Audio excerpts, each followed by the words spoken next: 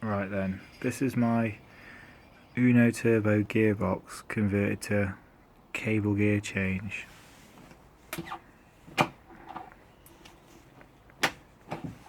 Second, third, fourth, fifth, and reverse. And that's the selector that you need to change.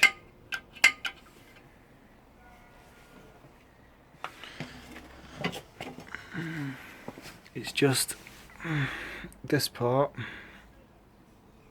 that part underneath, and obviously this bit here, and the selector inside there.